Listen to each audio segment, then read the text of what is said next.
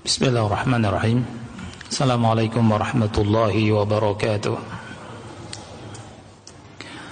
Innal hamdalillah nahmaduhu wa nasta'inuhu wa nastaghfiruh wa na'udzu billahi min shururi anfusina wa min sayyiati a'malina.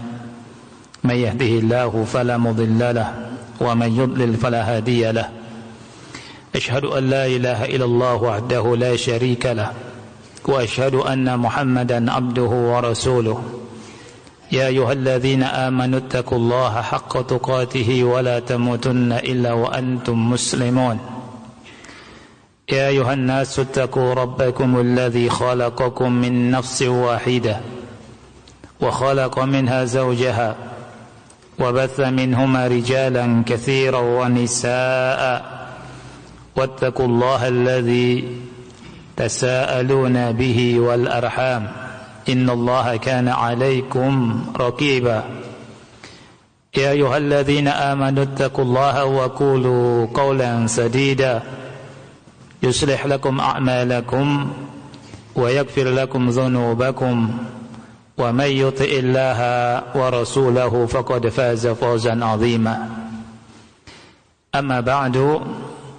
فإن أصدق الحديث كتاب الله وخير هدي هدي محمد صلى الله عليه وعلى آله وسلم وشر الأمور محدثاتها فإن كل محدثة بدعة وكل بدعة ضلالة وكل ضلالة في النار. إخواني وأخواتي في الله رحمني ورحمكم الله.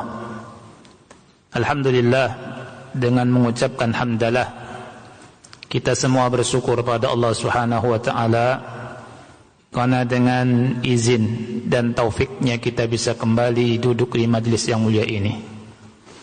Majlis yang kita harus bersungguh-sungguh untuk mendapatkan pahala dari Allah, ridha dari Allah Subhanahu wa taala, mendapatkan ilmu yang bermanfaat agar Allah Subhanahu wa taala mengangkat derajat kita semua.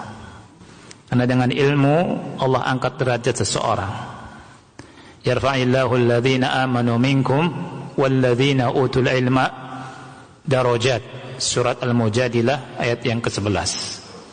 Di surat ini Allah Subhanahu wa taala mengangkat derajat orang-orang yang berilmu dari orang-orang yang beriman di atas orang-orang yang beriman yang kurang ilmunya.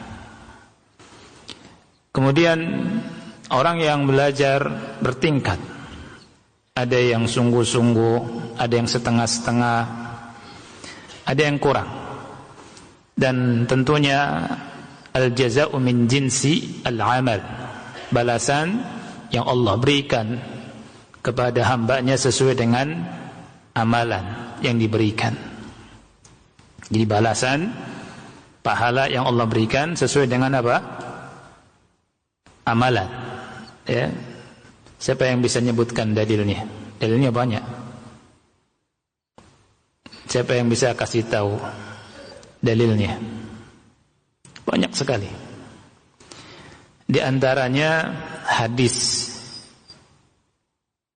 Abu Hurairah, hadis tentang orang yang sholat Jumat. Ya. Hadis yang orang masuk ke masjid, barang siapa yang mandi kemudian masuk ke masjid untuk Jumatan dan dia di sa'ah yang pertama, di waktu yang pertama, kata Rasul seakan-akan dia bersedekah, berkorban dengan seekor unta. Di saat yang kedua dia bersedekah dengan apa? Seekor sapi. Di waktu yang ketiga dia seakan-akan bersedekah dengan apa? Dengan kambing atau domba. Di saat yang keempat bersedekah dengan apa? Dengan seekor ayam. Di waktu yang kelima bersedekah dengan apa? Telur. Ya. Nah, saya tanya ikhwan, Apa yang dimaksud sa'ah pertama, waktu kedua, waktu ketiga, waktu keempat, dan waktu kelima? Apa yang dimaksud itu? Siapa yang bisa jelaskan? Yang bisa jawab boleh pulang. Ini ujian nih. Barang siapa yang mandi kemudian mendatangi masjid, mendatangi Jumat di waktu yang pertama, dia seakan-akan berkorban dengan unta. Nah itu, apa maksud waktu pertama, kedua, ketiga, keempat, dan kelima? Siapa yang mau mencoba ngasih jawaban? Silakan. Silakan.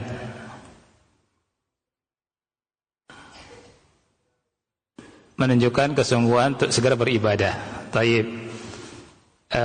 Bukan itu yang ana maksud. Apa yang dimaksud dengan waktu pertama, waktu kedua, waktu ketiga? Ya. Orang yang datang paling awal. Jadi yang paling awal dapat onta. Terus yang kedua dapat kambing. Yang ketiga dua sapi, 3 kambing, 4 ayam, 5 telur. Yang keenam dapat enggak? Enggak dapat. Baik. Kurang tepat. Ada yang bisa jawab? Berdasarkan waktu. Ahsan, barakallahu fiik. Berdasarkan waktu. Nah, jadi banyak orang memahami dengan pemahaman yang kurang tepat. Ada yang mengatakan yang pertama duluan datang, yang mengatakan shaf pertama, shaf kedua, shaf ketiga, shaf keempat, shaf kelima, keenam, enggak. Ya kan? Ini kurang pas. Dan menunjukkan kita harus menuntut ilmu. Ya. Kalau kita lihat penjelasan dari ulama seperti Syekh Muhammad bin Shalih Al-Utsaimin rahimahullahu taala, waktu pertama itu dilihat dari terbit fajar atau terbitnya matahari.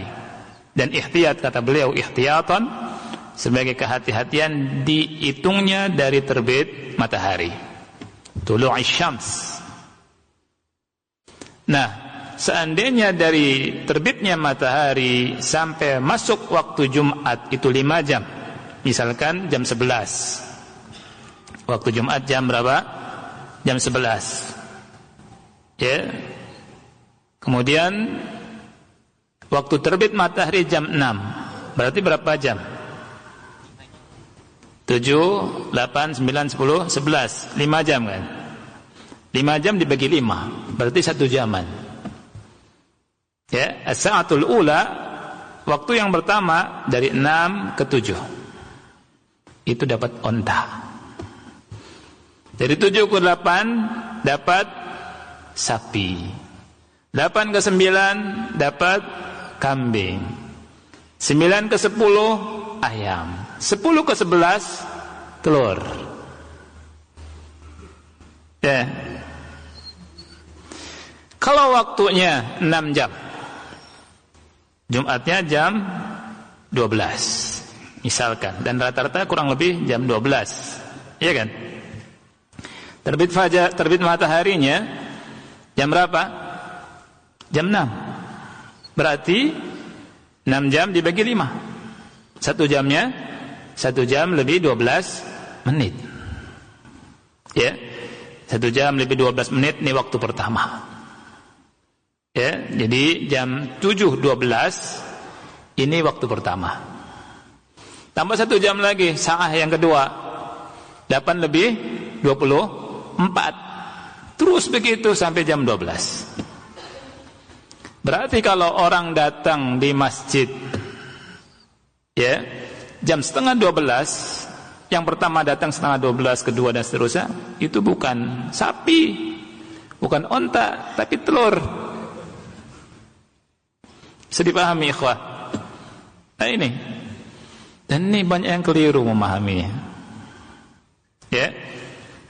Ini maksud saah pertama, waktu pertama, 2, 3, 4, 5. Ketika khatib keluar khutbah, malaikat sudah dengarkan khutbah. Yastami'una dzikr dalam hadis itu. Ini maksud dari saah pertama. Dan Syekh Utsaimin rahimahullah mengambil dalil dari sini, faedah al-jaza'u min jinsi al-amal. Balasan tergantung amal. Gak mungkin sama orang yang datang duluan jam 9 dengan yang jam setengah 11. Gak mungkin sama pahalanya. Ya. Dalil yang lain. Dalil yang lain tentang orang yang baca Quran. Dalam hadis Aisyah radhiyallahu anha, Rasul bersabda, "Al-mahiru bil Qur'ani ma'as safaratil kiramil bararah." Orang yang mahir membaca Quran, kedudukannya bersama malaikat yang mulia, yang baik. Walladhi yaqra'ul Qur'an wa yata'ta'u fihi wa huwa 'alaihi syak. Yang baca Quran terbata-bata, berat, dia mendapatkan 2 pahala. Mana yang lebih utama? Yang mahir. Mahir ada proses. Orang yang mahir asalnya enggak mahir. Belajar terus meningkatkan diri. Prosesnya berat. Maka orang yang mahir kedudukannya lebih besar, lebih tinggi dari orang yang biasa saja.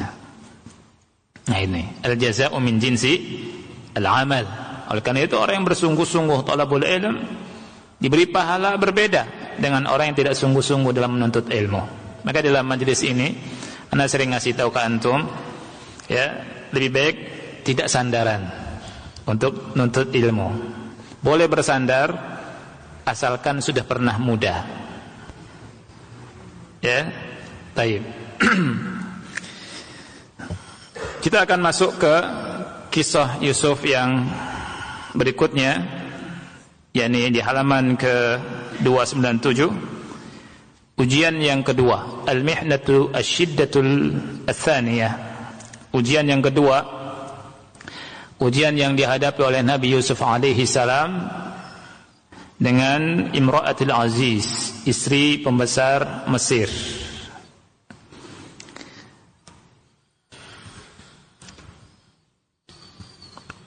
Allah Ta'ala berfirman di surat Yusuf ayat yang ke-19 sampai 20, ya. Antum bisa lihat.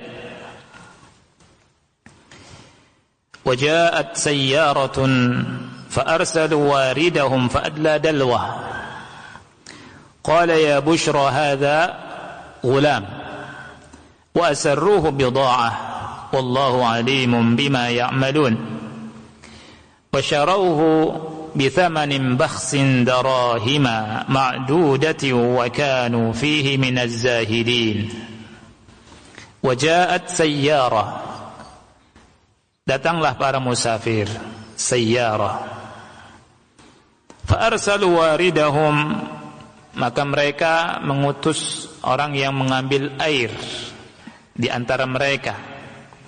Fa'adla dalwah, orang yang diutus tersebut menurunkan timbaknya ke sumur. Qala ya bushra hadha ghulam. Qala ya bushra hadha ghulam. Orang yang diutus tadi berkata, ya bushra. Bushra ini kabar gembira. Hadha ghulam, ini ada anak muda cakep, ya, ada di dalam sumur setelah dilemparkan oleh saudara-saudaranya.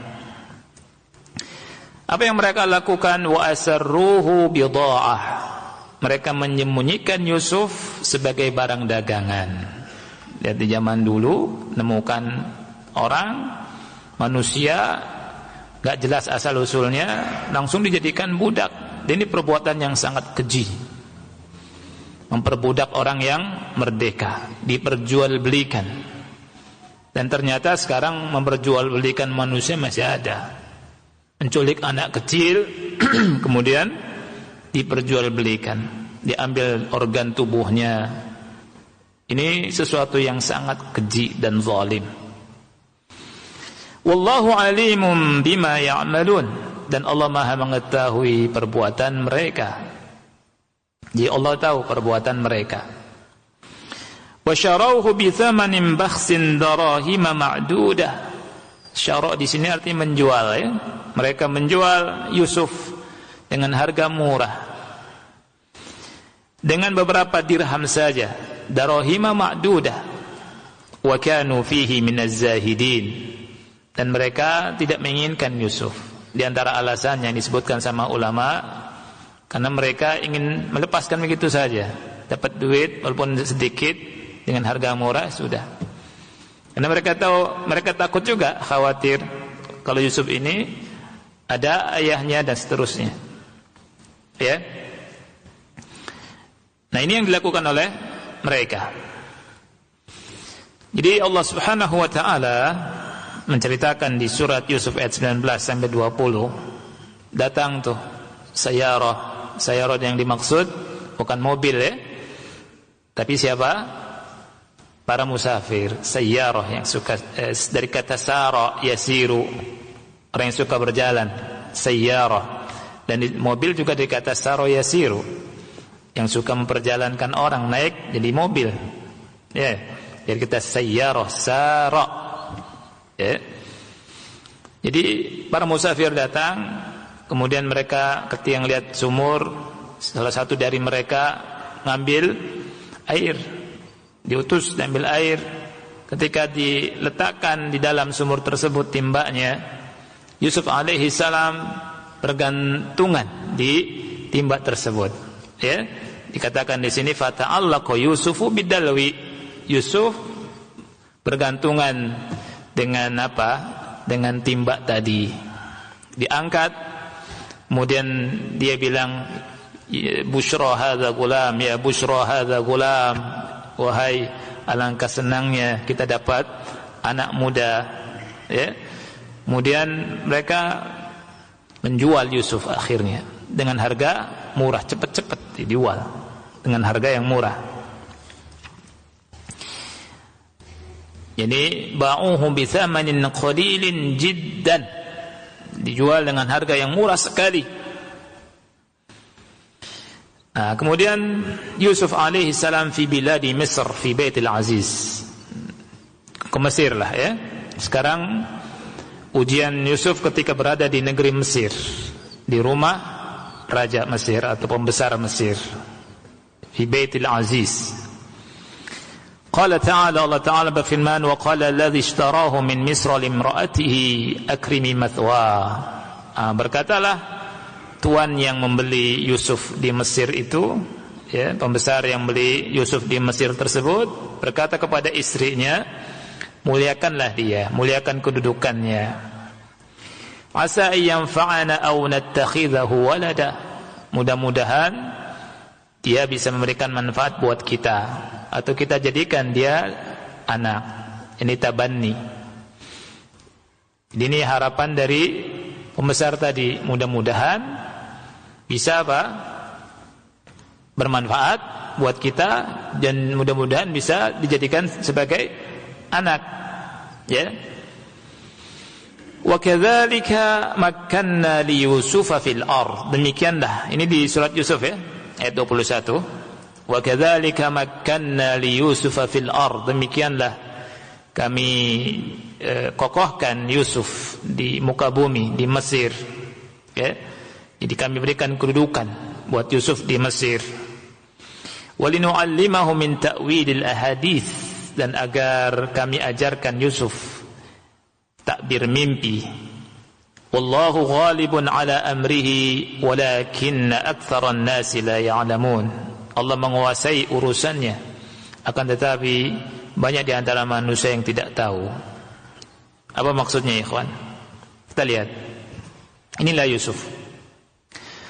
Saudara-saudara Nabi Yusuf yang jumlahnya 12 menginginkan sesuatu, menginginkan Yusuf celaka, menginginkan Yusuf sengsara dan terhina. Ini keinginan mereka. Tetapi Allah menginginkan lain.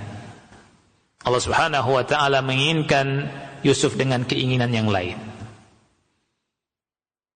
Saudara-saudara Nabi Yusuf yang iri sama Yusuf menginginkan sesuatu, tetapi Allah Subhanahu wa taala menginginkan sesuatu yang lain buat Yusuf. Keinginan siapa yang menang? Keinginan Allah Subhanahu wa taala. Makanya Allah berfirman, wallahu ghalibun ala amrihi walakinna aktsaran nasi la ya'lamun. Allah itu menang keinginannya, akan tetapi banyak di antara manusia tidak tahu. Ya. Jadi disebutkan oleh Syekh di sini, ha huwa Yusuf alaihi salam arada lahu ikhwatuhu amran wa arada Allah lahu amran. ولما كان الله عز وجل غالبا على أمره ومسيطرا فقد نفذ أمره سبحانه وتعالى. أما إخوة يوسف فإنهم لا يملكون من أمرهم شيئا فإن الأمر لله من قبل ومن بعد وهكذا خرج الأمر عما أرادوا. Saudara-saudara Nabi Yusuf menginginkan sesuatu perkara untuk Nabi Yusuf, Allah menginginkan perkara yang lain untuk Nabi Yusuf, dan perkara Allah lah yang menang.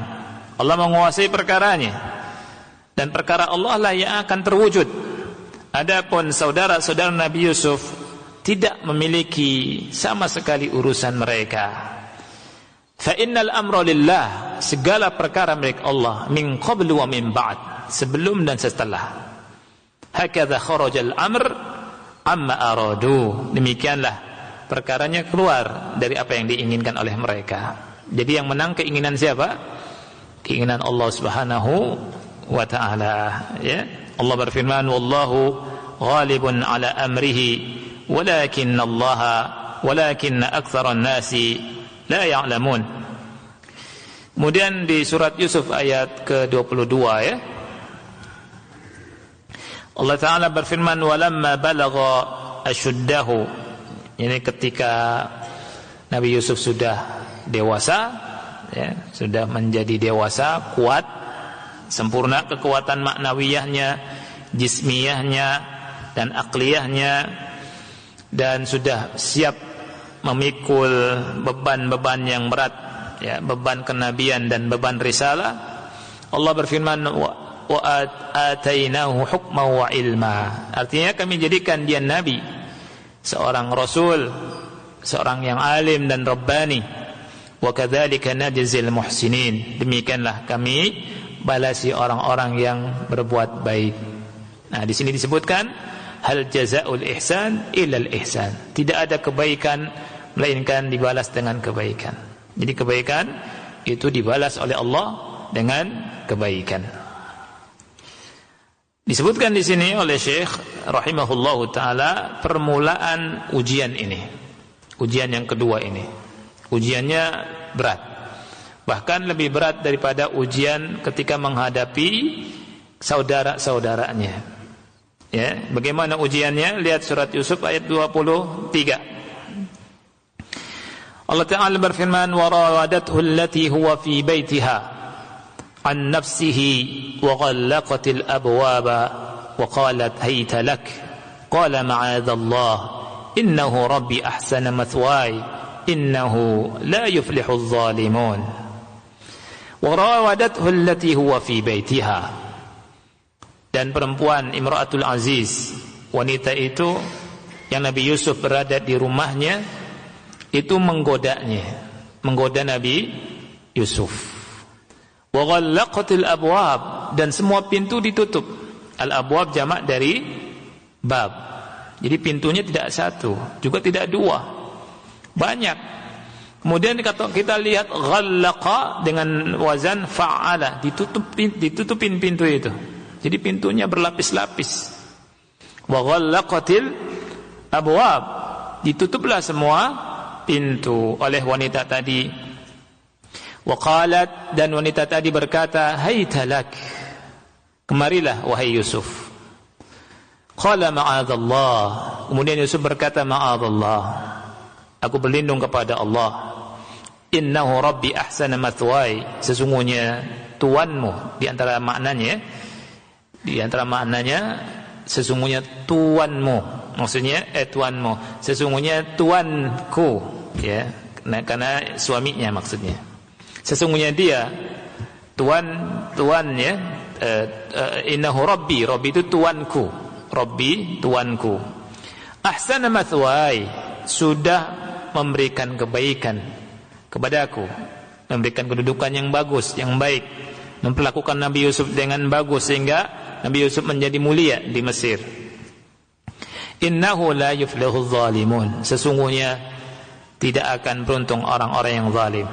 Nah ini, kalau kita memaknai ini adalah suami dari istri Imra'atul Aziz, ya, ini dapat pelajaran kita dari sini bahwa tidak boleh menzalimi majikan. Ya, di antara bentuk kezaliman kepada majikan adalah kurang ajar kepada istrinya. Ya, makanya Nabi Yusuf alaihissalam punya adab yang tinggi kepada keluarga majikannya. Sangat menjaga dia, menjaga keluarganya, tidak berani macam-macam. Dan Nabi Yusuf berkata, innahu la yuflihul zalimun. Jadi orang yang berkhianat akan apa? Zalim. Tidak akan maksudnya orang yang berkhianat itu zalim dan tidak akan yuflih, tidak akan sukses, tidak akan menang, tidak akan beruntung maksudnya. Nah, Syekh rahimahullah berkata, hadhil mihnatul azimah kanat a'zama ala Yusuf min mihnatihi ma ikhwatihi. Jadi ujian Nabi Yusuf yang kedua ini lebih besar daripada ketika menghadapi ujian yang kedua bersama saudara-saudaranya. Alasannya kenapa? Ya, poin pentingnya apa? Kita lihat. Karena kesabaran yang dipersiapkan oleh Yusuf menghadapi ujian yang kedua ini lebih besar lagi. Nah, sabarnya apa? Sabru ikhtiyar. Ketika menghadapi ujian yang kedua, sabarnya, kesabarannya disebut dengan sabar ikhtiyar, sabar ikhtiyar. Sabar ikhtiyar. Ketika menghadapi ujian bersama saudara-saudara Nabi Yusuf, yang Nabi Yusuf dilecehkan, ya, dipukul, dicaci maki, dilempar ke sumur, bahkan mereka mau membunuh. Ini sabarnya sabar ittirar, sabar terpaksa. Ya, sabar terpaksa. Sabar terpaksa ini sama seperti seseorang kena musibah sakit yang dia tidak inginkan. Awalnya sehat, kemudian sakit. Ya, ada di antara kita sehat, kemudian sakit. Ada yang sakit stroke, nggak bisa jalan, jalannya susah. Ya, ini sabarnya dia menghadapi ujian ini dengan kesabaran apa? Sabar ittirar, terpaksa. Mau nggak mau ya harus sabar. Ya, dikasih sakit apa lagi? Kanker misalkan, sabar. Dikasih sakit apa lagi? Sakit macam-macam, sakit. Kita nggak mau sakit kan? Tapi ketika ada sakit, sabarnya sabar apa? Ittirar, sabar terpaksa, harus sabar. Tapi kalau seseorang menghadapi ujian yang dia sebenarnya mampu menghindar, ini sabarnya sabar apa?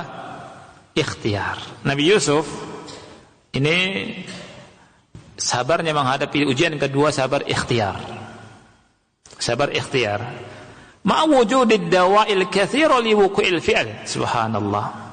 Tetapi banyak sekali ya sesuatu yang sebenarnya bisa dia melakukan itu. Gitu. Ya. Fasilitasnya dimudahkan untuk melakukan maksiat, sangat mudah.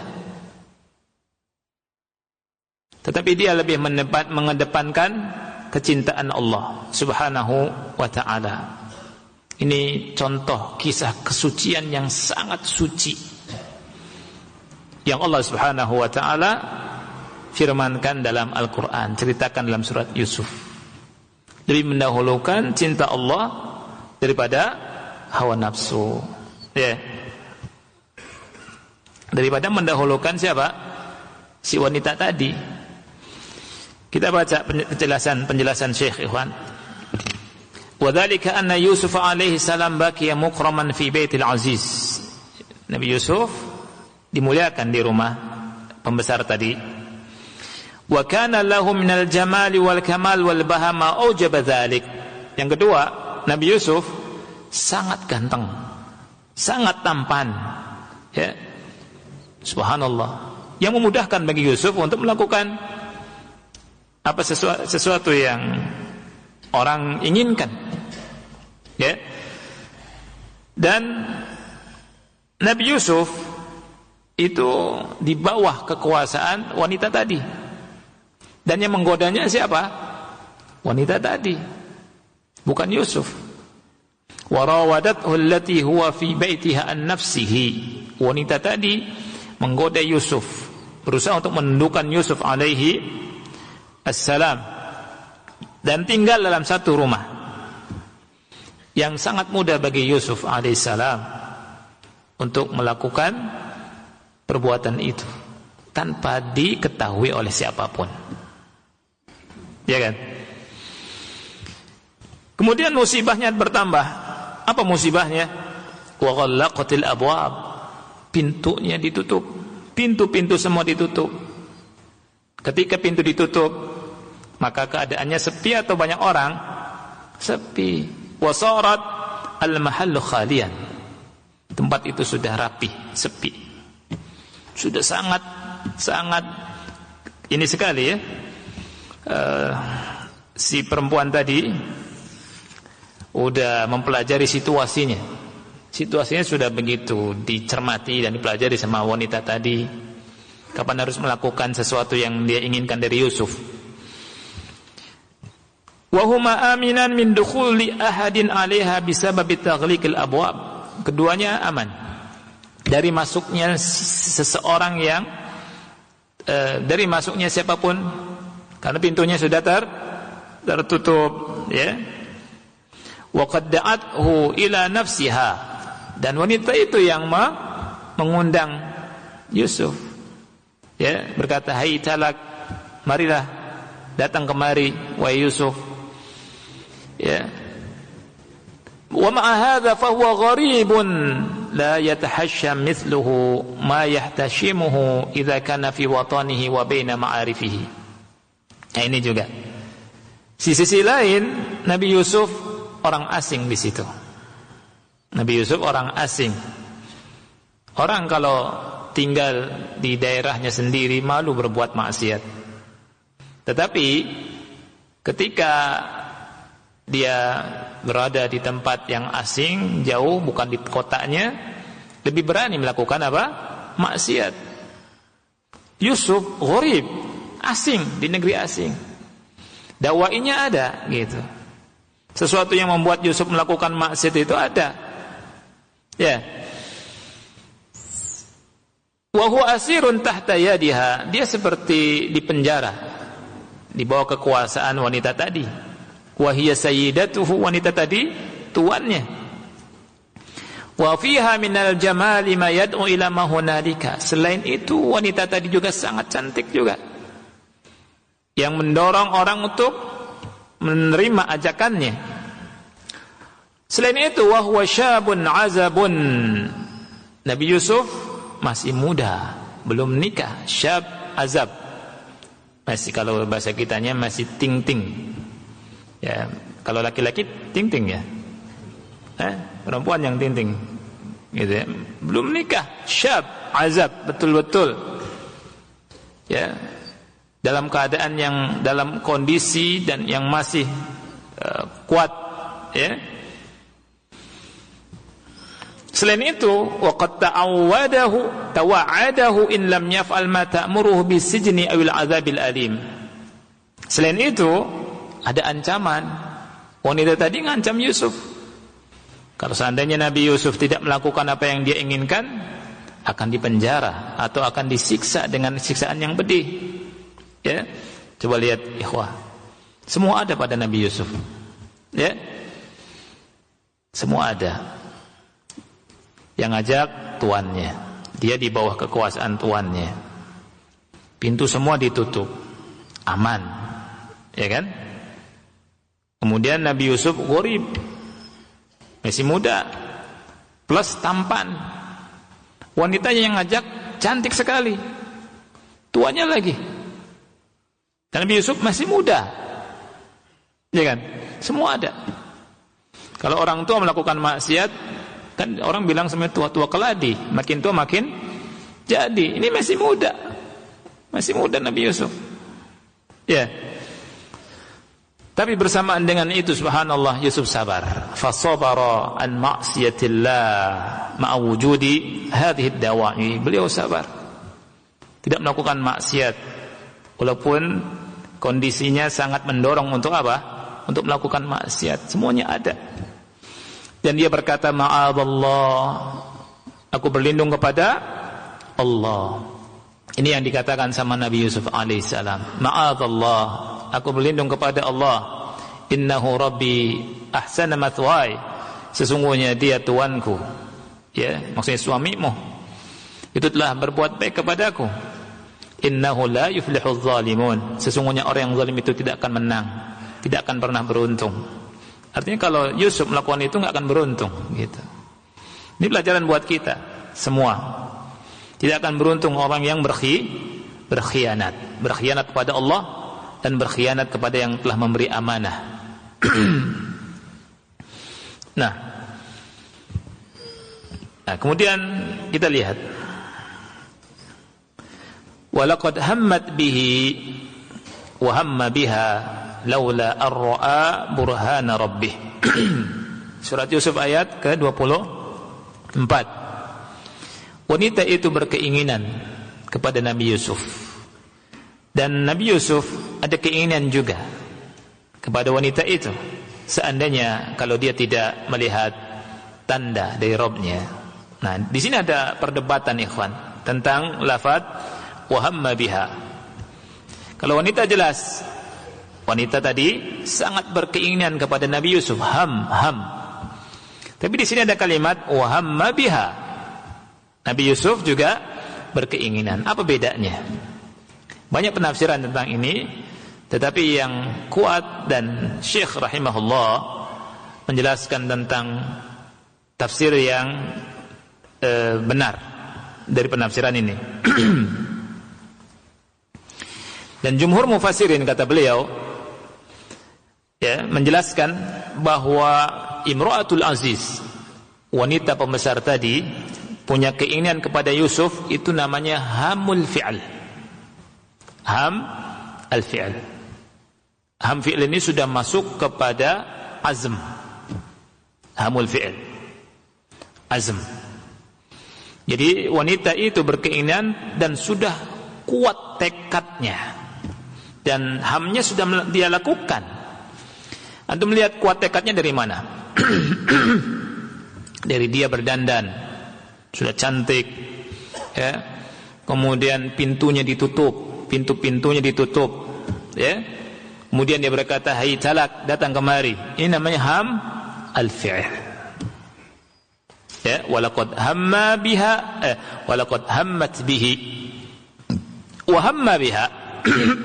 Apa arti hamma biha? Karena ada yang mengatakan enggak mungkin Nabi Yusuf berkeinginan seperti itu. Ada di antara mufassir yang begitu. Tetapi yang tepat ada, karena Allah menghabarkan Nabi Yusuf ada terbersit. Tapi ham Nabi Yusuf adalah hamun nafas. Kalau yang hamnya perempuan, ham apa? Hamul fi'il. Kalau hamnya Nabi Yusuf, ham an-nafas. Apa itu ham nafas? Hanya cuma terbersit saja. Terbersit, bersitan-bersitan yang ada. Itu manusiawi. Ya. Dan ini membuktikan normal. Gitu. Dan ini namanya jihad. Justru kalau tidak ada, susah kita jelaskan. Ya, orang kalau punya hawa nafsu, kemudian dia menahan hawa nafsunya, tidak melakukan maksiat, ini bagus daripada orang yang enggak punya hawa nafsu. Ya tidak? Dan pahalanya besar, lebih besar lagi. Anak muda punya hawa nafsu, punya keinginan, tapi dia berhasil menjaga dirinya di masjid, sholat, tahajud, puasa. Dia punya syahwat, Tapi dia memilih mendekatkan dirinya kepada Allah Subhanahu wa taala sama syahwatnya. Ya, dan bisa melakukan seperti apa yang dilakukan oleh orang secara umum. Tapi dia jaga dirinya. Ini pahalanya besar. Ya. Nah, kata Syekh, jumhur mufassirin, ham yang ada pada wanita itu hamul fi'l. Ya, hamul fi'l. Fa hiya allati nadharat wa habbat. Dialah wanita tadi yang lihat Yusuf kemudian mencintai Yusuf, suka melakukan itu. Wa aradat wa tazayyanat, dia menginginkan dan sudah berhias. Wa rawadat wa ghallaqat al-abwab, sudah menggoda Yusuf dan menutup pintu-pintu. Wa da'at wa takallamat, dia memanggil Yusuf dan berbicara. Summa haddadat wa tawa'adat, kemudian apa? Mengancam Nabi Yusuf alaihi salam. Ini namanya hamu al-fi'l. Walaqad hammat bihi wa hamma biha. Ini kita jelaskan tafsir ini dulu supaya kita paham, ya. Uhamma biha, apa arti wahamma biha? As-sahul aqwal, penafsiran yang paling sahih tentang hal ini adalah hammun nafsi. Hammun nafsi itu apa? Haditsun nafsi, sesuatu yang terbersit di otak, yang ada pada diri, ya. Tilkal khataratul lati takhturu ala balil insan, ya. Jadi yang terbersit dalam pikiran manusia. Wa hadzal ladzi tarakahu Yusuf lillahi azza wa jal, dan ini yang dibuang, ditinggalkan oleh Yusuf karena apa? Karena Allah azza wa jal. Dia lebih mengedepankan cinta Allah Subhanahu wa taala. Lamma ra'a burhanan min rabbih huwa minal jihad, jihadun nafsi lillah. Nah, ini bagian daripada apa? Jihad nafs. Fahuwa musabun alaih, dan tentunya berpahala. Wa mithalu hadza mailus shaim bi tab'ihi ila al-ma'il barid. Perumpamaan seperti ini, perumpamaannya yang gampang analoginya, itu seperti orang yang berpuasa. Ketika puasa, apalagi di siang hari misalkan, ya, di siang hari dia ingin minum air yang dingin. Kita yang berpuasa di siang hari kadang panas, ya, kadang merindukan apa, ikhwan? Minuman. Tapi orang yang berpuasa sepintas saja sudah enggak mau. Karena apa? Karena Allah Subhanahu wa taala. Itu hamnya Nabi Yusuf. Ham yang wajar. Ya. Ma'ana taqwahu tamna'uhu minasyurbi athna siyamihi. Ketakwaannya mencegahnya dari minum air tersebut ketika dia puasa, bersama puasanya. Itu ham. Ya, ketika antum sholat, kemudian ada yang ribut dalam hati, ribut nih, gitu. Itu hadisun nafas. Itu hadis an-nafas, dan tidak membatalkan sholat. Ketika seseorang puasa, lihat air, waduh, asik nih, ya kan? Nah, ini namanya ham an-nafas. Jadi ham itu ada apa? Ham apa? Hamul fi'al, ada ham an-nafas. Ya, oleh karena itu kata ulama, ham itu ada dua. Ada hammu israr wa azimah, ada hammu khatarat. Ada ham israr, ada ham yang sudah masuk ke tingkat azam, tekad kuat untuk melakukan, dibuktikan dengan perbuatan. Ada yang cuma sekedar apa? Sekedar bisikan hati saja, ya. Sekedar bisikan hati saja, sudah. Masuk Isya, baik. Azan dulu ya, nanti kita lanjutkan lagi. Insyaallah kisah ini kita bagi dua, pekan ini dan pekan berikutnya. Dengan pekan berikutnya kita ambil faedahnya. Ya, wallahu a'lam bishawab. Alhamdulillah, wassalatu wassalamu ala Rasulillah wa ala alihi wa ashabihi wa man wala, wa la haula wa la quwwata illa billahi, amma ba'd. Tapi ikhwah yang Allah muliakan, ham itu ada dua. Ham yang pertama, ham al-fi'l, yang disebut sama ulama dengan ham israr atau ham azimah. Ya, ham israr atau ham azimah, keinginan yang sudah bulat. Keinginan yang sudah bulat. Yang kedua ham an-nafs, yang disebut sama ulama hamul khatarat. Hamul khatarat. Nah, di sini Syekh rahimahullah menukilkan perkataan Imam Ahmad rahimahullah. Qala al-Imam Ahmad rahimahullah. Imam Ahmad rahimahullah berkata, al-hammu hammani. Al-hammu hammani. Keinginan itu ada dua. Atau ham itu ada dua. Hammu israrin wa hammu khataratin. Yang pertama ham israr. Ham israr tadi hamul fi'il. Ham azimah. Ya. Yang kedua ham khatarat. Ham yang bentuknya cuma hadithun nafas. Ini sesuatu yang terbersit. Hal-hal yang terbersit di pikiran seseorang, tapi belum menjadi azm. Contohnya tadi, orang puasa, dia kepikiran minum, kepikiran makan. Orang sholat, kepikiran ada orang kok ribut ya di samping kanan samping kiri gitu ya. Itu namanya ham apa? Khatarat. Ya. Dan yang ham khatarat ini tidak dihukumi apa-apa. Tidak dihukumi apa-apa. Tapi kalau yang dihukumi itu ham yang sudah azimah. Ya, ham yang sudah azimah. Nah, kalau Nabi Yusuf itu masih ham apa? Ham khatarat, tidak dihukumi apa-apa. Ham yang azimah disebutkan beberapa contoh di sini.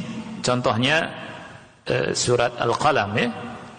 Ayat 17 sampai 20. Inna balawnahum kama balawna ashabal jannah id aqsamu la yasrimunnaha musbihin. Kami uji penduduk Mekah seperti kami telah menguji ashabul jannah, orang-orang yang punya kebun. Ya, ketika kebunnya sudah Masya Allah tinggal dipanen, mereka di malam hari ya bersumpah sesama mereka, kami akan panen, sungguh kami akan panen besok pagi-pagi sekali. Supaya apa? Supaya orang miskin nggak ngelihat gitu. Padahal panen itu ada zakatnya. Ya, wala yastathnun, mereka tidak mengucapkan insyaallah. Fatafa 'alaiha ta'ifum min rabbika wa hum naimun. Nah, maka kebun itu ditimpa bencana dari Rabbmu ketika mereka tidur. Subhanallah. Bagi Allah sangat mudah menghancurkan apa yang dimiliki oleh orang yang bakhil. Orang yang kikir, medit, kedekut, koret, ya, yang orang miskin nggak mau dikasih. Fasbahat kasorim, maka kebunnya seperti apa? Seperti hitam, seperti malam. Ya, ketika mereka datang ke kebunnya, mereka sangka itu bukan kebunnya, salah jalan. Nah itu. Nah, kenapa Allah azab?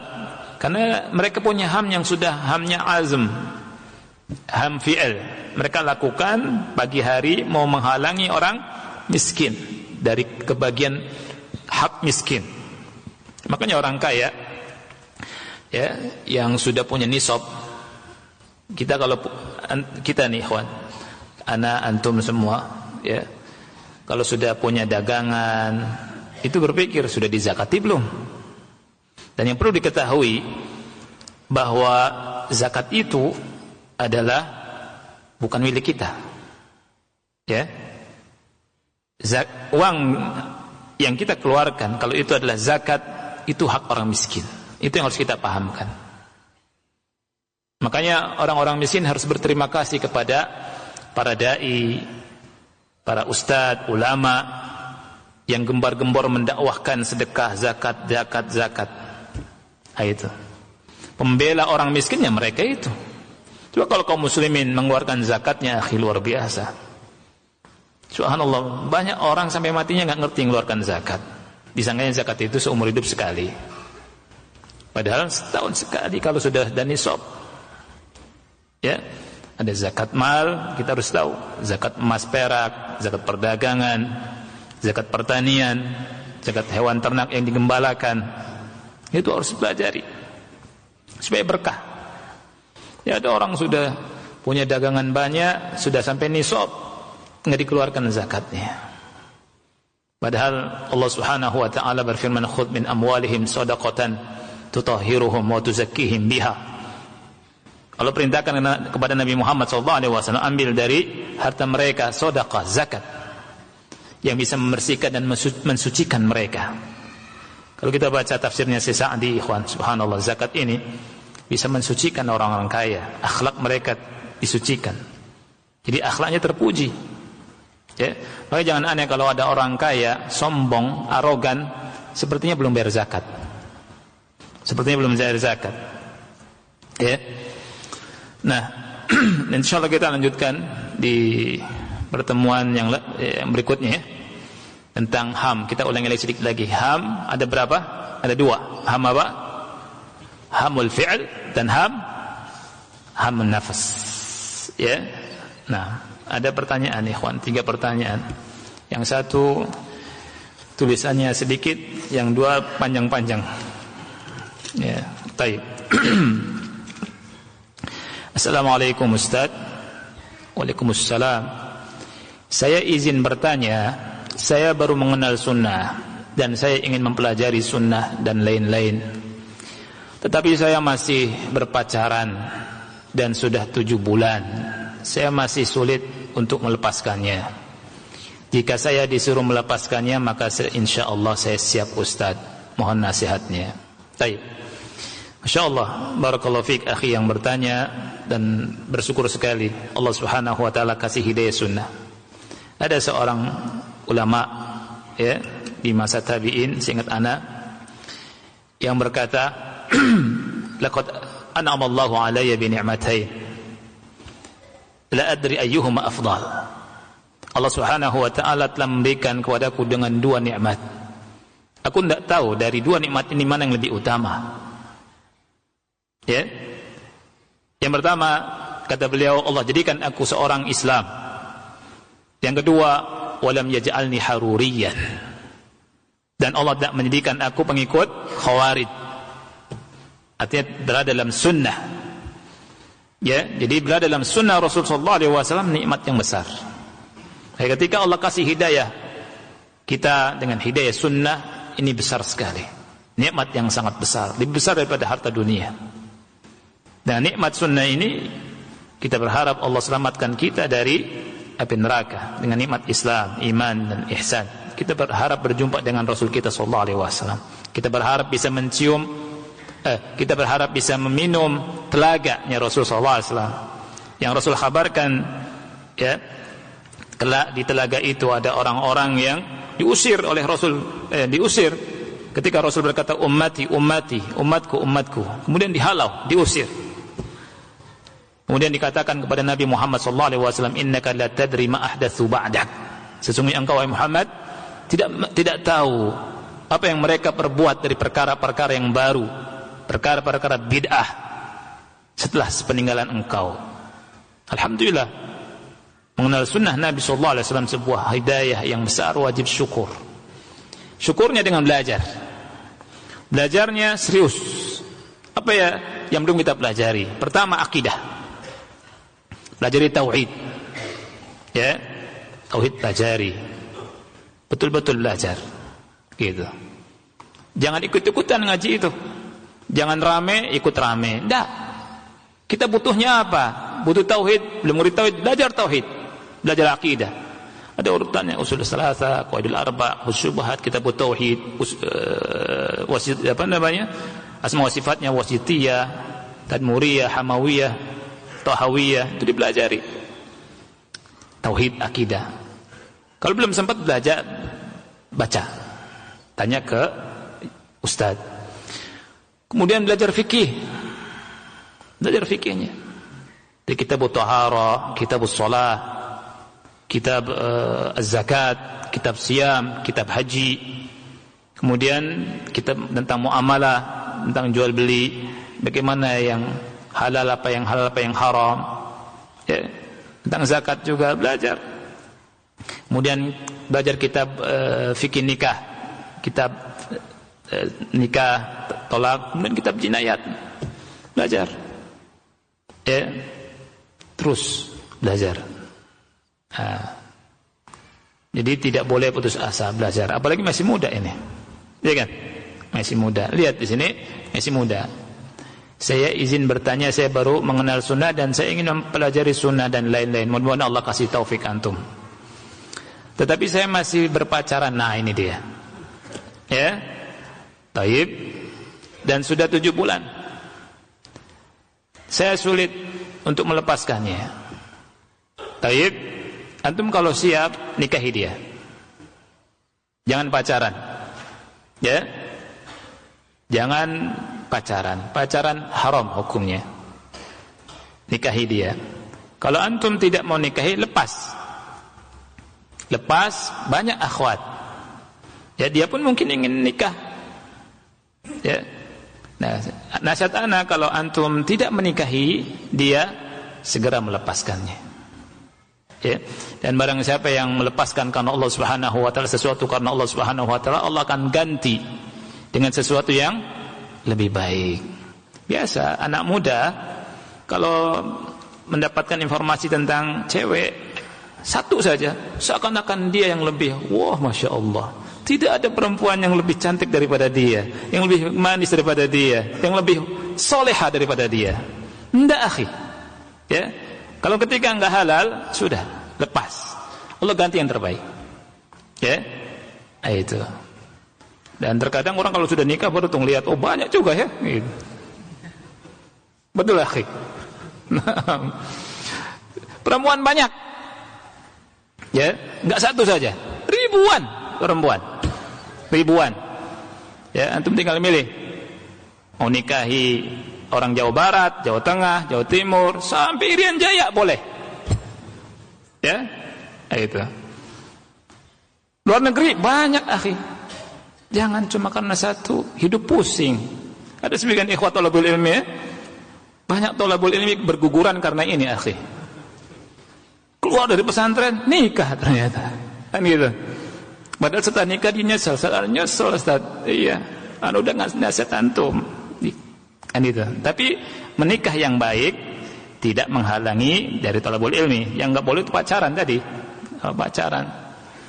Pacaran itu ya menghilangkan berkah. Langsung nikah sudah. Nikahi segera. Ya. Kalau bisa besok. Kenapa nunggu lama, akhi? Kalau untuk pacaran ada hasrat. Ya tidak. Jangan cemen. Bismillah. Datangnya orang tuanya, Pak, saya mau sama putri bapak. Khitbah langsung. Kapan nikah? Gitu. Kata bapaknya, ya udah segera. Bismillah. Alhamdulillah. Terus belajar. Ini lebih bagus. Ya tidak. Nah, istrinya suruh belajar juga nanti. Belajar. Nah, itu nasihat anak, akhi. Antum nikahi atau antum lepas. Ya. Enggak usah pusing-pusing. Ini pertanyaan banyak nih. Subhanallah. Assalamualaikum warahmatullahi wabarakatuh. Ini WRWB nih ya. Antum kalau nulis Assalamualaikum saja, jangan disingkat ya. Ada orang nulis as, artinya parah ini asnya. Ya. Gak ada singkatan-singkatan. Assalamualaikum. Nah gitu ya. Ustaz, ana izin bertanya. Iya. Ustaz, apakah nyaman untuk menjadi orang pelit? Kebanyakan ana lihat dari sebagian ikhwan yang diberikan hartanya, tapi sayang dia malah lebih mementingkan diri mereka sendiri. Dia tidak mau memikirkan orang-orang yang masih membutuhkan bantuan seperti yang harus mereka bantu setiap hari adalah fakir miskin, janda, pemulung. Apalagi anda lihat orang-orang yang berdagang di pinggir jalan, dan anda lihat si pria kaya raya sedang membeli makanan di pinggir jalan. Misalnya harga nasi uduk 10.000, terus si pria ini uangnya 20.000. Nah, dia masih minta kembaliannya. Yang saya tahu orang-orang pedagang itu masih membutuhkan makan dan kebutuhan rumah dan lain-lain. Harusnya kalau ada kembalian, bilangnya gak apa-apa, saya ikhlas, gak usah dikembalikan. Ini kayaknya pedagangnya ini kayaknya.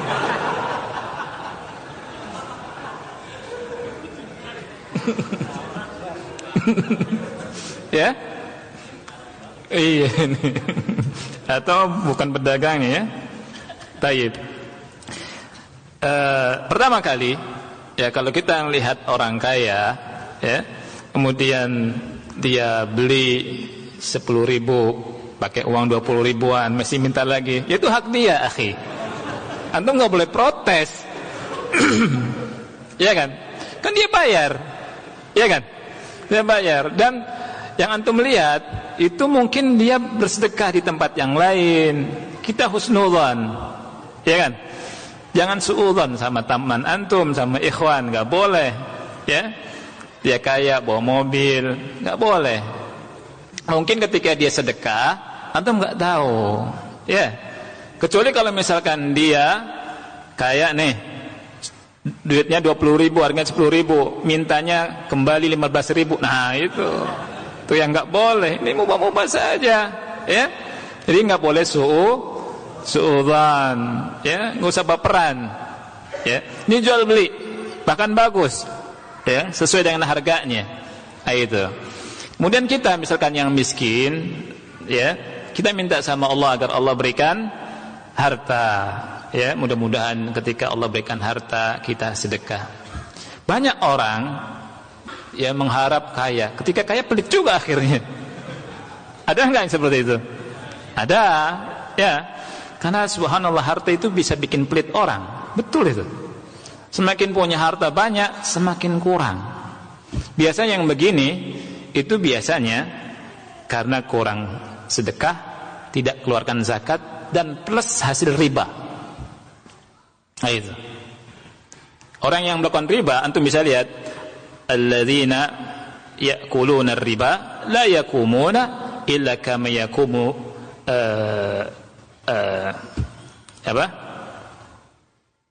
alladzina ya'kuluna riba la yakumuna illa kama yakumul ladzi yatakhabbathu asyaitanu minal mas. Itu di surah Al-Baqarah. Jadi orang yang makan riba enggak bisa berdiri, enggak bisa berjalan kecuali goyang seperti orang kesurupan. Ada dua makna disebutkan sama ulama, ya.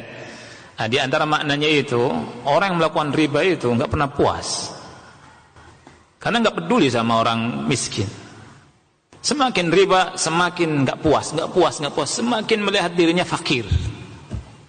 Nah, itu. Ya. Nah, itulah orang yang riba. Makanya Allah bilang, yamhaqullahu riba wa yurbis sadaqat. Allah menghilangkan riba. Maksudnya apa? Menghilangkan keberkahan riba. Dan orang yang melakukan riba itu merasa dirinya miskin. Oleh karena itu kita jangan sampai akhi cemburu, iri sama orang yang begitu. Bisa jadi yang begitu itu malah Allah jauhkan. Orang ya kaya belum tentu bahagia. Abadan. Ya. Kalau lihat orang bahagia adalah yang duduk di majelis ilmu, yang taat pada Allah. Gak usah iri sama orang kaya yang pelit, gak usah iri, ya. Dan nasihat juga dengan buku kertas ini, nasihat bagi yang kaya, periksa hartanya, sudah zakat belum, bersih dari riba tidak, dan seterusnya. Ini tugas, ya. Itu. Kemudian ini juga sebagai nasihat. Tuh, ada orang yang kekurangan. Ya, kalau misalkan kita ada fulus banyak, ya lebihkan, ya bisa jadi, ya. Tapi orang yang melihatnya jangan suudzon, ya, seperti itu. Dan mungkin juga orang yang tidak semua orang yang kekurangan minta kelebihan, itu banyak sekali. Maunya 10.000, ya kan? Harga 5.000, malah kasih enggak mau ana. Nah, itu masya Allah. Itu bagus sekali. Jadi nasihat ana untuk yang kaya tidak boleh pelit, untuk yang miskin jangan suudzon sama orang kaya atau sekitar kita, sama ikhwan lagi, ya. Itu. Hilangkan sifat iri, hilangkan sifat suudzon sama saudara-saudara kita. Satu lagi. Assalamualaikum Ustaz. Waalaikumsalam. Ustaz, afwan izin bertanya, ana seorang ikhwan yang masih bujang dan ana belum menikah. Ana usia 24 tahun. Yang mana saya harus fokus kemana dulu Ustaz? Yang pertama, fokus untuk cari akhwat. Kalau bisa sih ana minta dicariin Ustaz, gak apa-apa. Ya salam.